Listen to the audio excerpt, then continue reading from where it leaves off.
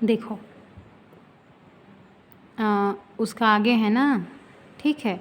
देखो जो हमारा क्या दिख रहा है जहाँ पे psi A D Z is equal to psi B, तो दोनों नॉर्मलाइजेशन कंडीशन में, अब नॉर्मलाइजेशन कंडीशन में हैं तो उसका वैल्यू क्या होता है, 1 होता है।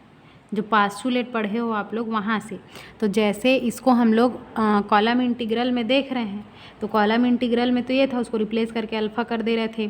तो अब जब ओवरलैप इंटीग्रल देखते हैं तो उसमें क्या कर रहे थे, हकल मॉलिक्यूल, अगर थोड़ा बहुत याद होगा तो ऐसे एस रिप्रेजेंट कर रहे थे। तो इसके लिए 2 कंडीशन होता था, यदि सेम सेम है तो उसको रिप्लेस करके, 1 डिफरेंट है तो उसको रिप्लेस करके 0 करते थे, पता है ना। तो अब यहाँ पे देखो एस होगा, ओवरलैप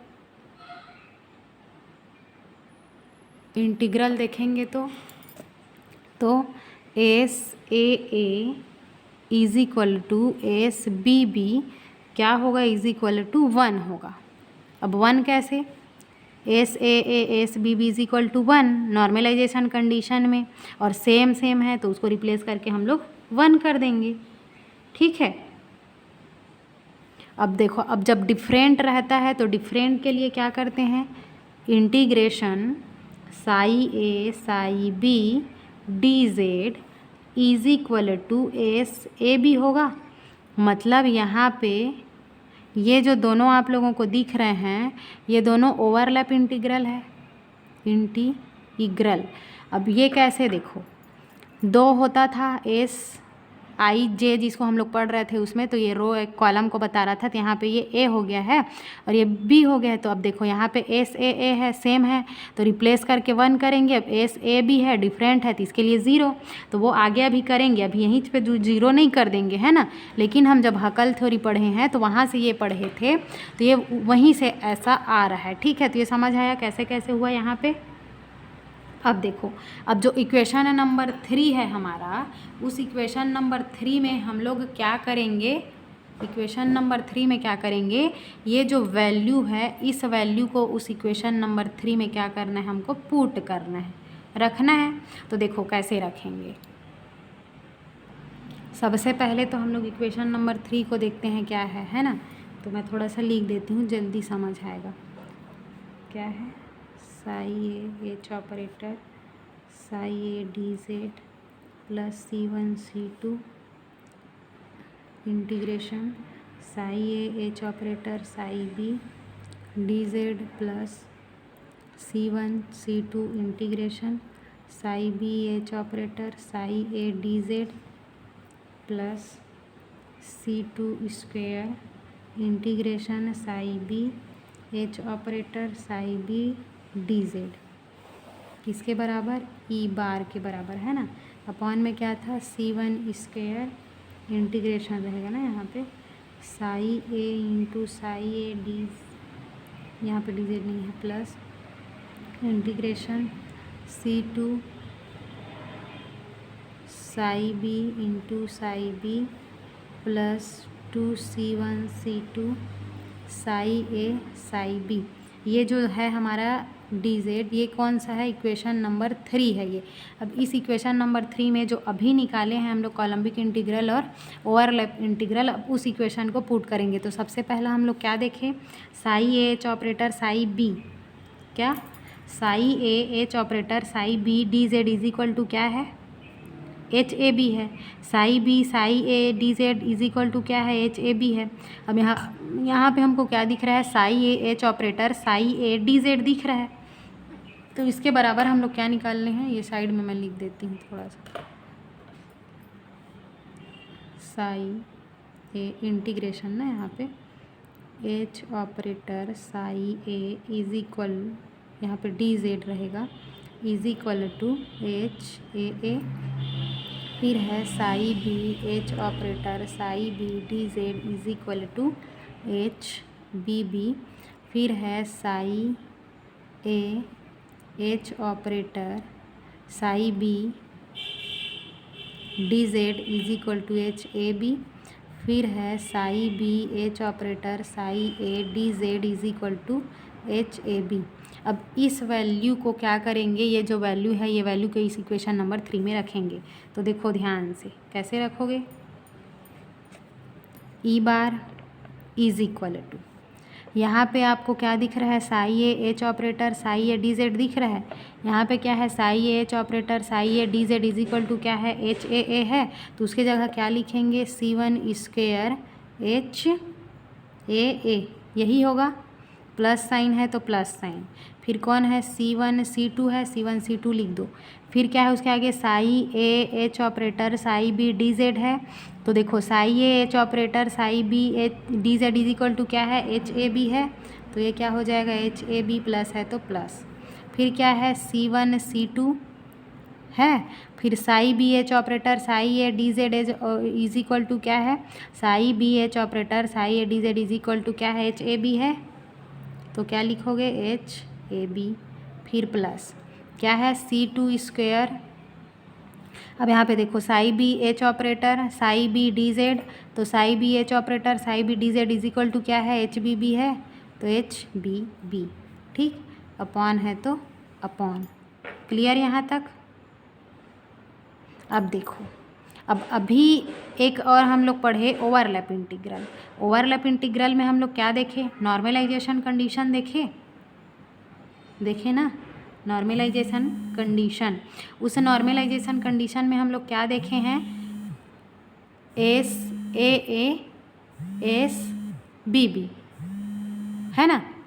तो उस ए और एस बी बी, उसके जगह कौन है, psi A psi B B. तो उसको अब हम लोग क्या करेंगे, वो नॉर्मलाइजेशन कंडीशन में 1 के बराबर हो जाएगा। तो 1 को लिखना ज़रूरी नहीं है। तो क्या हो जाएगा यहाँ पे, C1 square plus C2 square plus क्या है यहाँ पे, 2C1 C2 psi A B. तो एस बी के बराबर है psi 1 psi B, S B के बराबर है ना, ऐसा हम लोग लिखे हैं। क्या लिखे हैं, integration psi A psi B D Z is equal to S A B. तो इसके बराबर है। तो इतना को हम लोग क्या करेंगे, C1 C2 लिखने के पश्चात साई ए साई बी की जगह एस ए बी लिख सकते हैं। तो ये क्या हो जाएगा, 2C1 C2, इसके जगह पे क्या हो जाएगा, एस ए बी। इसको हम लोग समीकरण चौथा मान लेते हैं। क्लियर यहाँ तक, क्लियर है। अब देखो एक चीज़ आप लोग ध्यान दो, जो कोलम्बिक इंटीग्रल होती है, उस कोलम्बिक इंटीग्रल में सीक्वेंस चेंज हो जाता है तो भी उससे कुछ नहीं होता है ना। जैसे यहाँ पे एच ए बी है तो बी ए पहले आ गया, तो दोनों बराबर ही है, उससे कोई मतलब वो नहीं होगा, ठीक है। अब देखो, अब नेक्स्ट क्या करोगे आप लोग,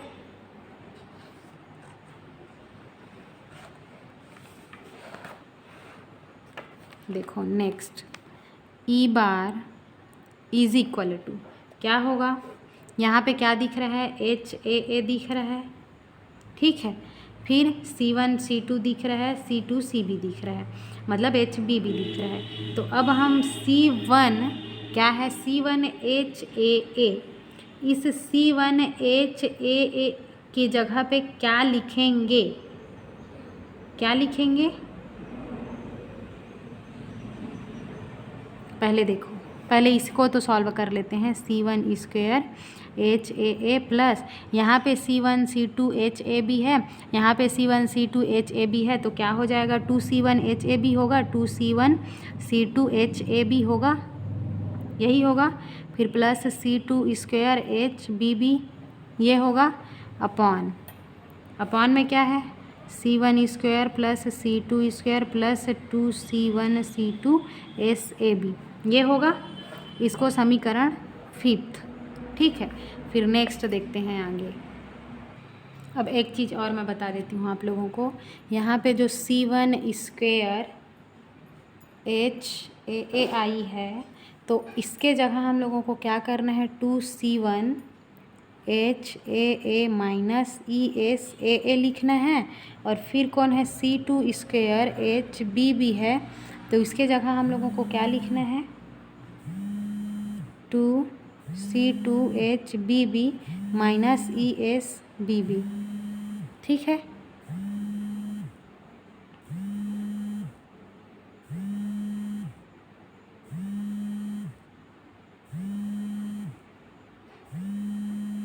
अब देखो, अब यहाँ पे एस ए ए बराबर 1 और एस बी बी बराबर 1 ये होगा। अब आप लोगों को क्या करना है, यहाँ पे तो एच ए ए के बराबर 1 हो गया, एच बी बी के बराबर भी 1 हो गया, सॉरी एस बी बी बराबर ना एस ए और एस बी बी के बराबर 1 1 हो गया। तो कैसे करेंगे अब देखो, अब नेक्स्ट देखते हैं। अब जैसे यहाँ पे हम लोग इसको ऐसा लिखे इसके जगह पे, तो हम लोग क्या जब डिटर्मिनेंट्स बनाते थे तो जैसे सी सी ऐसे था ना, तो इस सी को रिप्लेस करके हम लोग क्या लिखते थे, एच माइनस ई एस, यही तो लिखते थे ना। तो उसके जगह में हमारा ये है, तो इसको रिप्लेस करके हम लोग ये लिख रहे हैं, जो उसके साथ लगा हुआ है वही। ठीक है, अब देखो अब क्या करेंगे, इसको ये जो दिख रहा है मिनिमम एनर्जी के फॉर्म में रखेंगे, किसके अकॉर्डिंग, वेरिएशन थ्योरम के अकॉर्डिंग, वेरिएशन थ्योरम के according to variation theorem minimum energy पे रखेंगे, मिनिमम एनर्जी में। ठीक, अब मिनिमम एनर्जी में रखेंगे वेरिएशन थ्योरम के अकॉर्डिंग, तो क्या होगा, del E upon del C 1 is equal to 0, del E upon del C 2 is equal to 0 ये होगा। अब देखो, अब यहाँ पे C1 दिख रहा है, C2 दिख रहा है, ठीक है। अब इसके सापेक्ष में हम लोगों को करना है क्या, डिफ्रेंशिएशन करना है। तो डिफ्रेंशिएशन जब करोगे आप लोग तो ये UV मेथड के द्वारा किया जाता है, लेकिन हमको यहाँ पे वैसा नहीं करना है। उसके लिए जब करेंगे तो बहुत लंबा चौड़ा निकल जाएगा, तो इसलिए हम लोग क्या करेंगे, छोटा सा इसी के अकॉर्डिंग हम लोग इसका डिफ्रेंशिएशन करते हैं। तो देखो कैसे होगा। अब देखो बारी बारी से करेंगे, एक बार C1 का एक बार C2 का, दोनों का अलग अलग डिफ्रेंशिएशन होगा। तो सबसे फर्स्ट ना C1 के रिस्पेक्ट में डिफ्रेंशिएशन करने पर, ठीक है। अब देखो C1 के रिस्पेक्ट में जब डिफ्रेंशिएशन करेंगे तो क्या होगा, del E upon del C1 है इज इक्वल टू, तो जो हमारा C1 वाला है वो क्या है, 2C1 HAA माइनस ESAA है। तो अब उसी के सापेक्ष हम लोग जब इसका इंटीग्रेशन करेंगे तो क्या होगा, ये 2C1 होगा, फिर HAA माइनस E होगा, फिर 2C2 होगा ना, फिर क्या हो जाएगा HAB माइनस ESAB। डिफ्रेंशिएट करेंगे 2 बार हो जाता है ना, फिर क्या होगा, नीचे है C1 square plus C2 square plus C1 2C1 C2 SAB is equal to 0। Clear. अब देखो फिर नेक्स्ट करेंगे किसके सापेक्ष में, C2 के सापेक्ष में।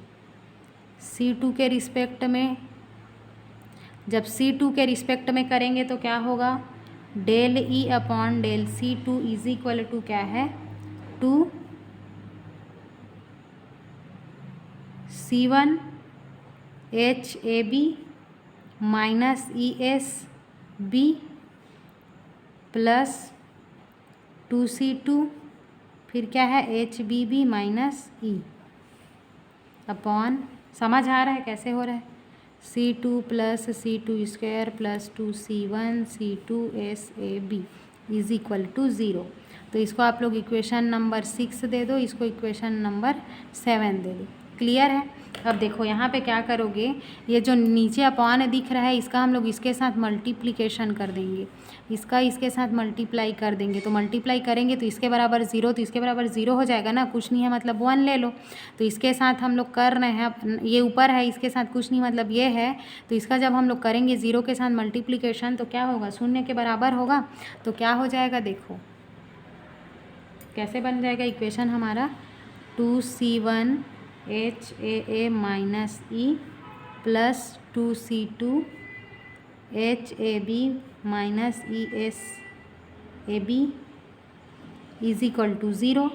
इसको समीकरण 8 बना लो, ठीक है।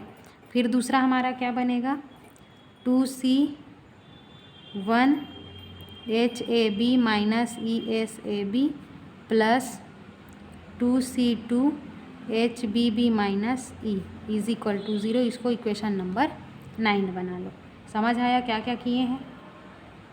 कुछ नहीं करना है, बस आपको एक नीचे जो दिख रहा है अपॉन में उसको 0 के साथ मल्टीप्लिकेशन कर देना, तो 0 के बराबर हो जाएगा। ऊपर में जितना बचा है उतने को यहाँ पे आप लोगों को लिख देना है। ठीक है, अब देखो आगे। पहले देखो यहाँ पे हमको 2 दिख रहा है, यहाँ 2 है, यहाँ 2 है, तो 2 को क्या कर लेंगे, कॉमन ले लेंगे। यहाँ भी 2 है, यहाँ भी 2 है, 2 को कॉमन ले लेंगे। तो कॉमन लेने से क्या बचेगा देखते हैं। देखो ये दो को कॉमन ले लो, तो 2 को कॉमन ले लेंगे तो बाहर अंदर में क्या बचेगा, C1 HAA माइनस ई बचेगा। फिर 2 तो बाहर निकल गया है तो क्या बचा, C2 बचा। अंदर HAB माइनस ESB बचेगा, ESAB। ठीक है, कोष्टक बंद इज इक्वल टू 0। ठीक, अब देखो, अब यहाँ पे आप लोगों को क्या दिख रहा है, ये फर्स्ट में हो गया ना। अब इसको पहले सॉल्व कर लेते हैं। तो ये जो 2 दिख रहा है, ये 2 यहाँ से उठ करके यहाँ पे चला जाएगा, तो ये क्या हो जाएगा, 0/2 होगा ना। तो इज इक्वल टू क्या होगा, 0 ही तो होगा ना। फिर दूसरा क्या है, दूसरा में भी हम लोग क्या कर रहे हैं, 2 को कॉमन ले रहे हैं, तो अंदर क्या बच रहा है, C1 बच रहा है। फिर HAB माइनस ESAB प्लस 2 बाहर निकल गया, C2 बचा। फिर HBB minus E is equal to 0। अब यहाँ पे भी ये क्या होगा, ये 2 इसके अपॉन में आएगा तो क्या हो जाएगा, 0/2 इज इक्वल टू 0 हो जाएगा। अब देखो, अब हमारा जो मेन फाइनली इक्वेशन बचेगा वो क्या बचेगा, ये तो 2 शून्य हो गया, तो क्या बचा, अब C1 HAA माइनस ई बचा plus C2 HAB minus ESAB बचा ना, इज इक्वल टू 0। इसको समीकरण 10। फिर दूसरा देखो, नीचे में क्या बचेगा, C1 HAB minus ESAB plus C2 फिर HBB minus E is equal to 0। इसको इक्वेशन नंबर 11। समझ आया? अब हमको ये जो इक्वेशन मिला है 10 और 11, तो अब इस 10 और 11 इक्वेशन से क्या करना है, मैट्रिक्स बनाना है। क्लियर है? अब देखो, अब मैट्रिक्स कैसे बनाते हैं। देखो अब मैट्रिक्स कैसे बनाएंगे हम लोग, C1 और C2 मिला है, ठीक है। फिर से साइड में लिखना पड़ेगा क्या, एक सेकेंड।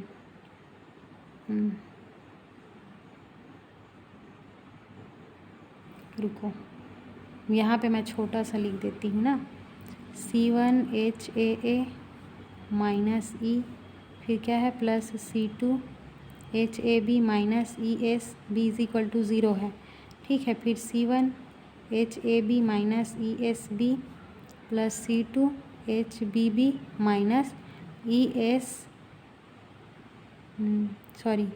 नहीं रहेगा, BBE इज इक्वल टू 0। ये दिख रहा है, छोटा सा लिखी हूँ मैं, ये दिख रहा है। तो अब देखो यहाँ पे हमको ये C1 लिखी हूँ और C2 लिखी हूँ, है ना। तो आप लोग को ये देखना है, ये C1 वाला है, ये C1 वाला है। तो जो C1 वाला है उसको C1 के नीचे लिखना है, जो C2 वाला है उसको C2 के नीचे लिखना है। तो देखो C1 वाला कौन कौन है, इसमें क्या है हमारा C1 वाला, HAA माइनस ई है। फिर क्या है दूसरा, HAB माइनस SAB है, ESB ई रहेगा यहाँ पे, फिर S रहेगा, ESAB है। तो ये अब C2 वाला में देखो, C2 वाला में क्या है, HAB माइनस ESAB है। अब देखो नीचे HBB माइनस ई है, क्लियर, इज इक्वल टू 0। समझ आया कैसे किए। जो C1 वाला है उसको C1 के साइड, और जो C2 वाला है उसको C2 के साइड, ऐसे लिखना है। आप लोग को लिख लिए। अब देखो, अब एक चीज़ आप लोगों को फिर से हकल थ्योरी को देखो ना। हकल थ्योरी में कैसे कर रहे हैं, HAA का मतलब क्या समझ रहे हो, 1 1 है। HBB का मतलब क्या समझ रहे हो, 2 2 है, और HAB का मतलब क्या समझ रहे हो, 1 2 है। मतलब यहाँ पे सेम है, रो और कॉलम दोनों का नंबर सेम सेम है, यहाँ पे रो और कॉलम दोनों का नंबर क्या है, डिफरेंट है। तो उसी के अकॉर्डिंग इसको समझो। HAA ले लिया है मतलब यहाँ पे 1 1 है समझो, B ले लिया है मतलब 2 2 है समझो, AB है मतलब 1 2 है समझो, है ना। तो हम लोग क्या करते हैं, जो 3 प्रकार का इंटीग्रल पढ़ते हैं, तो तीनों इंटीग्रल में क्या देखते हैं हम लोग, पहला कोलम्बिक इंटीग्रल, फिर ओवरलैप, फिर रेजोनेंस, 3 प्रकार का इंटीग्रल देखते हैं। तो उसमें क्या रहता है, जो सेम सेम रहेगा, तो देखो हमको यहाँ पे एक सेम दिख रहा है, ये वाला,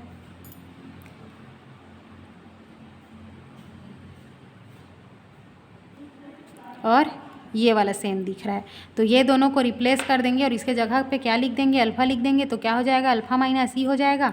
इधर क्या बचेगा, HAB माइनस ESAB बचेगा। फिर नीचे क्या बचा, EHAB माइनस ESAB बचा, ये रिप्लेस हो गया। तो इसके जगह क्या हो जाएगा, alpha minus E is equal to 0, यही होगा। अब देखो, अब दूसरा हम लोग पढ़ते थे ओवरलैप। तो ओवरलैप में 2 कंडीशन लेते थे, यदि डिफरेंट है वैल्यू तो उसको हम लोग रिप्लेस करके क्या करते थे, 0 लेते थे। एस की वैल्यू यदि डिफरेंट है तो उसको रिप्लेस करके वहाँ पे 0 लिखते हैं कि नहीं लिखते हैं। तो देखो यहाँ पे आपको SAB मतलब यहाँ पे S12 दिख रहा है, यहाँ पे क्या दिख रहा है, S12 दिख रहा है। तो दोनों जगह को आप लोग को क्या करना है, रिप्लेस करना है। तो क्या हो जाएगा, अल्फ़ा माइनस ई HAB माइनस ई इंटू 0 होगा, यहाँ पे HAB माइनस ई इंटू 0, यहाँ पे alpha minus E is equal to 0, यही होगा। यहाँ तक समझ आया। अब देखो ये ई का शून्य के साथ जब मल्टीप्लिकेशन करोगे तो ई शून्यम शून्य हो जाएगा, ई के साथ इसके साथ गुणा करोगे तो ई शून्यम शून्य हो जाएगा। क्लियर है यहाँ तक। अब देखो आगे क्या करना है आप लोगों को, यहाँ तक तो ठीक। अब फिर देखो ये अल्फ़ा माइनस ई जो है उसको लिख लो, तो उसके साथ शून्य के साथ गुणा कर देंगे तो शून्य हो जाएगा। नीचे क्या बचेगा, HAB alpha minus E is equal to क्या हो गया, शून्य हो गया। अब थर्ड हम लोग क्या पढ़े थे, रेजोनेंस इंटीग्रल पढ़े थे। तो रेजोनेंस इंटीग्रल को HI और J, अब देखो ये है।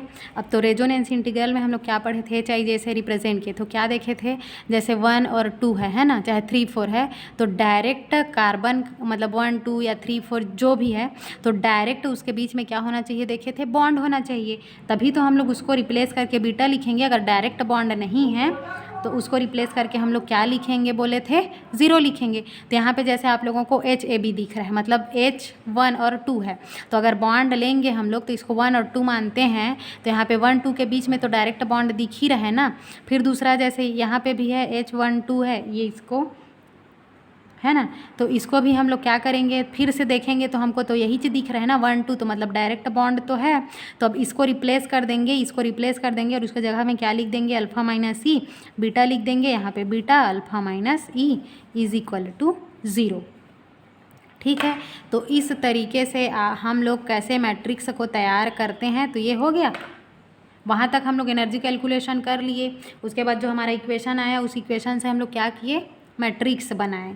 तो मैट्रिक्स कैसे बनाना है आप लोग, इसमें अगर क्लियर नहीं होगा तो इसके पिछले वाला वीडियो जो हमने पढ़ा है हैकल मॉलिक्यूलर ऑर्बिटल थ्योरी, उसमें से देख सकते हो। ठीक है, और ये जो है हमारा एनर्जी कैलकुलेशन, ये 2 पार्ट में है, अलग अलग पार्ट में रहेगा। 20 मिनट पहले, उसके बाद फिर से 20 मिनट। ठीक है, तो आप लोग ध्यान से देखिएगा और अच्छे से समझिएगा। आई होप कि ये वीडियो आप लोगों को समझ आ जाएगा। ठीक है, थैंक यू।